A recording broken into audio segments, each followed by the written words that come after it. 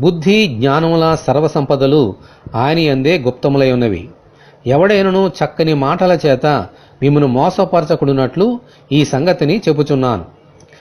దేవుడు తన జ్ఞానము చేత సర్వసృష్టిని సృష్టించారు. ఆకాశమందున్న సూర్యచంద్ర నక్షత్రములు, భూమి మీదున్నవన్నీ, సముద్రంలో ఉన్నవన్నీ, కొండలు గుట్టలు పర్వతములన్నీ ఆయన జ్ఞానమును వివరించుచున్నవి. అందుచేత బుద్ధి జ్ఞానముల సర్వసంపదలు ఆయన యందే దాచబడి ఉన్నాయి. ఆయనే అనంత జ్ఞాని. ఆమేన్. తాము జ్ఞానులమని చెప్పుకొనుచు అజ్ఞానులై బుద్ధిహీనులై సృష్టికర్తకు ప్రతిగా సృష్టమును పూజించి దేవుని ఉగ్రతకు లోనైన వారు చాలామంది ఉన్నారు. ఈ లోక జ్ఞానము మనలను దేవుని యొద్దకు నడిపించనేరదు. అందుచేత ఎవరైనను తమ తీయని మాటల చేత చక్కని మాటల చేత మనలను మోసపరచకుడునట్లు జాగ్రత్తగా ఉండాలి.